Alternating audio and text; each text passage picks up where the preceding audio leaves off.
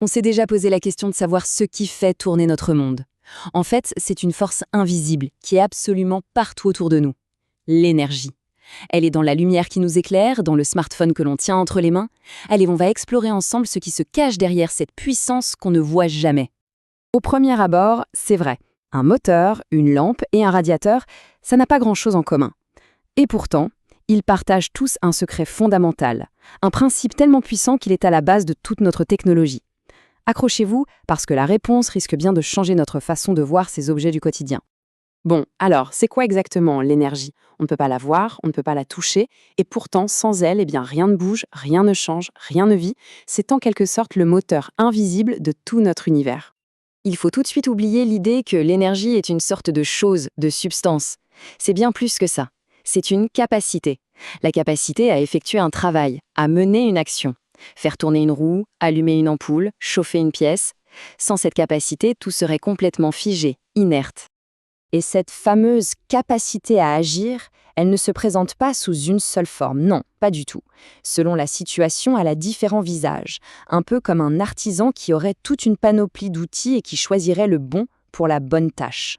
On va donc ouvrir ensemble cette boîte à outils énergétique. Alors, dans cette boîte à outils, on trouve pas mal de choses. On a l'énergie électrique, ce courant qui circule dans les murs de nos maisons. On a l'énergie cinétique, c'est-à-dire la puissance du mouvement. Et puis on en a d'autres, bien sûr, chacune avec sa spécialité pour un type d'action bien précis. Commençons par l'énergie électrique. On peut le dire, c'est un peu la star de notre monde moderne. Mais pourquoi? Eh bien, tout simplement parce que c'est le transporteur d'énergie par excellence. On peut l'envoyer sur des centaines de kilomètres et, une fois arrivé à destination, la transformer en quasiment n'importe quoi. C'est ça la clé de sa puissance. L'énergie cinétique, c'est l'énergie du mouvement, dans ce cas-là de plus brut. Pensez à une balle de tennis qui file à toute vitesse ou à un camion lancé sur l'autoroute. Plus la masse et la vitesse sont importantes, plus l'énergie, et donc l'impact potentiel, est énorme. Voilà une forme un peu plus subtile. L'énergie potentielle. En gros, c'est de l'énergie en réserve, prête à être utilisée. Le meilleur exemple, c'est d'imaginer un ressort qu'on comprime. Il est immobile, c'est vrai, mais il contient une force qui ne demande qu'à être libérée. C'est cette tension, ce potentiel de mouvement, qui est l'énergie potentielle. L'énergie thermique, c'est beaucoup plus simple, c'est la chaleur. C'est juste le résultat de l'agitation des particules qui composent la matière. Parfois, c'est le but recherché, comme pour un radiateur, et parfois, c'est juste une conséquence, comme la chaleur que dégage le processeur d'un ordinateur. Et voici la seule forme d'énergie que nos yeux peuvent voir, l'énergie lumineuse. Mais attention, son rôle est bien plus grand qu'on ne l'imagine. Transportée depuis le Soleil, c'est elle qui nourrit les plantes et qui, au final, rend la vie sur Terre possible. Elle sculpte littéralement notre monde. Et là, on arrive vraiment au cœur du sujet. Parce que le vrai secret de l'énergie, ce n'est pas tant ses différentes formes, que son incroyable capacité à passer de l'une à l'autre.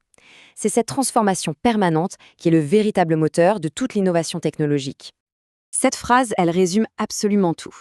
Pour convertir de l'énergie, il s'agit de changer une forme d'énergie qu'on consomme, l'énergie d'entrée, en une autre forme d'énergie qui nous est utile, l'énergie de sortie. L'objectif de n'importe quelle machine, c'est de faire ça le plus efficacement possible. Le schéma, au fond, est toujours le même. On part d'une énergie brute. Au milieu, on a ce qu'on appelle un convertisseur, c'est-à-dire l'appareil, la machine, et son seul et unique rôle, c'est de transformer cette énergie brute en une énergie qui nous est utile, celle qui va nous permettre de faire ce qu'on veut. C'est une sorte de chaîne de production énergétique. Ce principe, qui peut paraître un peu abstrait comme ça, il est en réalité absolument partout autour de nous. Si on regarde de plus près les objets de notre quotidien, on va se rendre compte qu'ils ne sont en fait que d'ingénieux convertisseurs d'énergie. Regardons ça concrètement. Le moteur électrique, il prend de l'électricité en entrée et la transforme en mouvement, de l'énergie cinétique. La lampe, elle, transforme cette même électricité en lumière, le radiateur en chaleur. C'est toujours le même principe. Et regardez le générateur, lui, il fait le chemin inverse. Il prend de la chaleur pour produire de l'électricité. Chaque objet ici n'est finalement qu'une machine à convertir, une solution élégante à un besoin très précis. Alors, qu'est-ce qu'on doit retenir de tout ça? Quelle est la grande leçon? En fait, une fois qu'on a compris ces transformations, on ne voit plus le monde de la même manière. Voilà, l'enseignement clé, il est là. Notre monde n'est pas fait d'objets figés, mais de processus de transformation. C'est comme un gigantesque circuit de conversion d'énergie en mouvement perpétuel. De l'atome jusqu'aux galaxies, tout est flux, tout est transformation. C'est en quelque sorte le système d'exploitation de notre réalité. Allez, une dernière question pour la route. Maintenant qu'on a ces nouvelles clés de lecture, si on regarde autour de soi, quelle est la transformation d'énergie la plus surprenante, celle qu'on utilise tous les jours sans même y penser? La réponse est probablement plus étonnante qu'on ne le croit.